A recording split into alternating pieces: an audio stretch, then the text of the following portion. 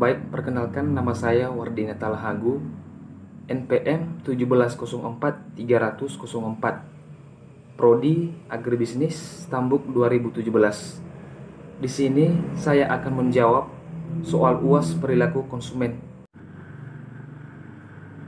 Pertanyaan nomor 25. Apa hubungan dari hukum Gosen 1 dengan hukum Gosen 2? Nah, sebelum kita menjawab apa hubungan dari hukum Gosen 1 dan hukum Gosen 2, terlebih dahulu kita harus menjawab apa maksud dari hukum Gosen 1 dan hukum Gosen 2. Hukum Gosen 1 merupakan generalisasi fakta berdasarkan pengalaman jika pemuasan keperluan terhadap suatu jenis benda tertentu dilakukan terus-menerus, kenikmatannya akan terus-menerus berkurang sampai akhirnya mencapai suatu kejenuhan.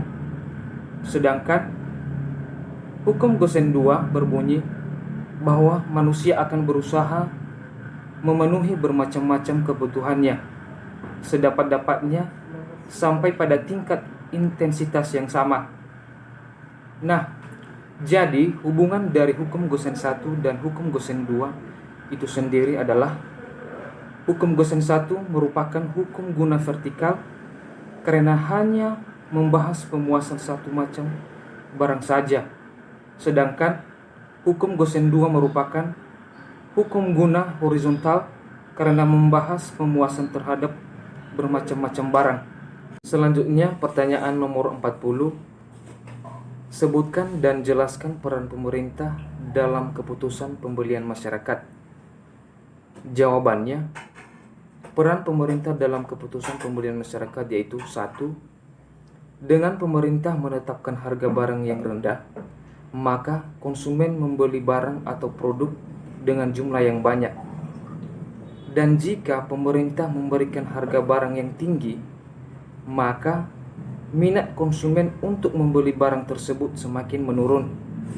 2. Dengan pemerintah menetapkan pajak yang berbeda-beda untuk berbagai komoditas, misalnya untuk melindungi produsen dalam negeri, pemerintah dapat meningkatkan tarif pajak yang tinggi untuk barang impor. Hal tersebut menyebabkan konsumen membeli produk dalam negeri yang harganya relatif lebih murah.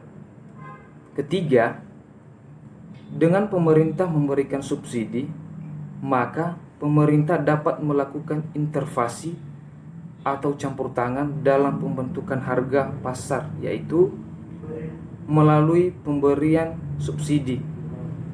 Kebijakan ini ditempuh pemerintah dalam upaya pengendalian harga untuk melindungi produsen maupun konsumen. Selanjutnya pertanyaan nomor 41. Bagaimana seorang konsumen mendapatkan kepuasan dengan budget line? Penyelesaiannya, saya menjelaskan dengan menggunakan kurva di mana Budi memiliki pendapatan atau income sebesar 100.000. Budi berkeinginan membeli durian dengan harga 20.000 dan kelapa 5.000. Pada harga 20.000, Budi memperoleh durian sebanyak 5, dan pada harga 5.000, Budi memperoleh kelapa sebanyak 20. Jadi kurva independen ada 3, yaitu IC1, IC2, dan IC3. Jadi kepuasan akan terjadi jika kurva independen bersinggungan langsung dengan budget line, di mana pada titik IC1 memotong budget line, sedangkan pada titik IC3 melewati budget line, dan IC2 bersinggungan, artinya kepuasan maksimum terjadi pada titik B atau IC2. Jadi, dapat disimpulkan bahwa titik kepuasan maksimum itu terjadi pada IC2 atau titik B.